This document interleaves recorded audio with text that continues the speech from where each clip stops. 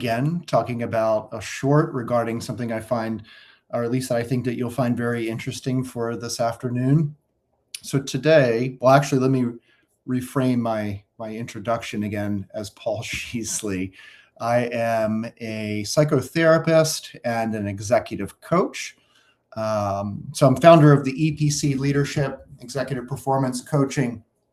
I work with CEOs, founders, leadership teams on the psychology of performance. So how to stay clear, steady, effective under pressure, essentially without burning out the people around you or even yourself. So today, I think we're going to talk about something interesting that most of us can relate to, something that shows up a lot in high performers: unrelenting standards.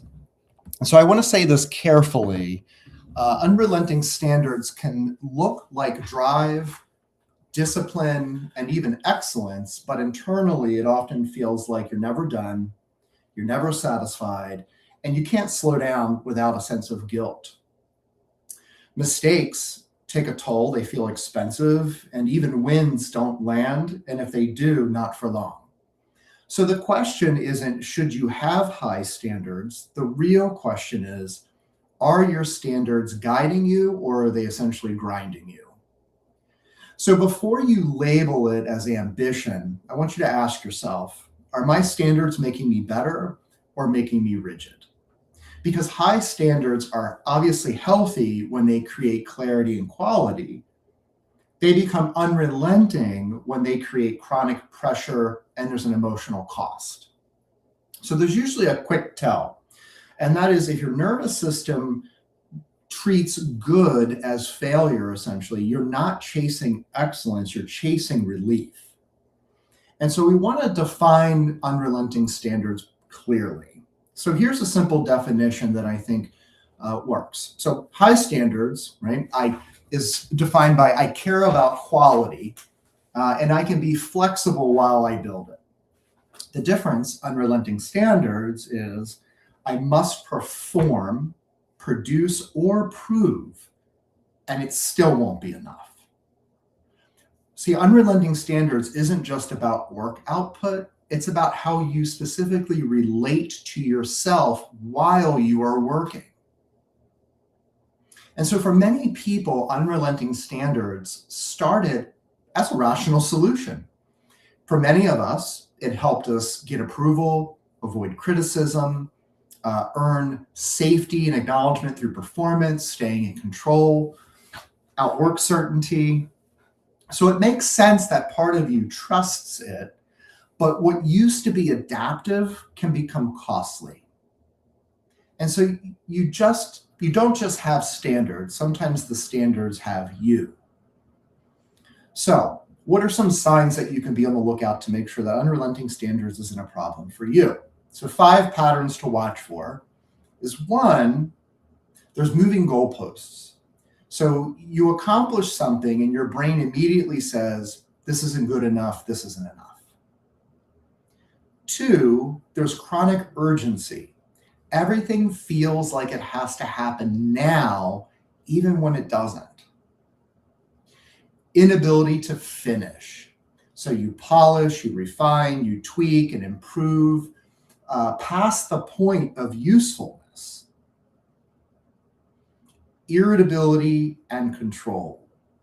So when pressure is high inside, you get sharper outside. So especially with people who aren't keeping up. And then obviously rest is interpreted and felt as guilt. You can't rest physically, but mentally you're still on and still measuring and still feeling behind. So that's not excellence, that's a pressure system. And so there's consequences to unrelenting standards, especially what it does to relationships and teams, and why this actually matters to others. So this is important because people do better with clarity, purpose, and consistency. But unrelenting standards often creates the opposite for the people around you. Teams will often experience this sense of unrelenting standard through shifting expectations or even perfectionism disguised as this high bar. Praise that usually feels conditional. There's a fear of mistakes and the sense of that we're never winning or actually getting ahead. And so if you don't say it out loud, the emotional message can become nothing is ever enough here. And that's how high standards accidentally turn into a culture of anxiety. So if you're leading others, ask this before you push. What does excellent mean here specifically? Because vague excellence becomes endless excellence.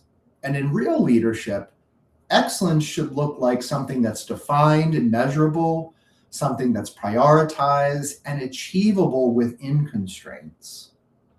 So otherwise, the standard becomes a moving target and people are going to become disengaged. So we want to shift from perfectionism to precision. So here's the reframe that helps high performers the most. Perfection says no mistakes, no gaps, no criticism. Precision says what is the highest leverage quality that actually matters. So what outcome are we optimizing for here? What does done actually look like? And what is the minimum effect dose of quality here? So really, what's the cost of overbuilding this? Because precision keeps excellence and it removes punishment. So we want to learn how to build what I call this earned satisfaction. So wins actually land and they are meaningful. Because a huge issue with unrelenting standards is that success doesn't register. So you have to practice a leadership skill many performers have actually skipped, which is earned satisfaction. Kind of meaning like we did a thing, it mattered, it's complete enough, and now we can move on. A line you can use with yourself or your team is, this is a legitimate win. Capture it, learn from it, and move forward. Because if you never let wins land, the motivation will eventually collapse. And so unrelenting standards thrives in vague time and endless availability. So using constraints purposefully, decision deadlines, stop times, quote, ship it movements, no end passes after a certain point, and clear ownership so you don't absorb everything. Excellence needs structure, otherwise it's going to become a compulsion. So again, the core distinction here is that high standards are about quality, but unrelenting standards are about worth. So high standards are going to help you lead, and unrelenting standards are going to quietly turn life into a performance review. And the goal isn't to lower your bar, obviously. The goal is to remove the fear and self-punishment that can often come with unrelenting standards, so that your bar becomes sustainable. So before we close, I offer you 3 questions. 1, where do I move the goalpost instead of letting a win land? The second is, where am I optimizing for perfection when precision would work better? And 3, if I reduced self-pressure by, let's say, 20 to 30%, would my performance in relationships improve?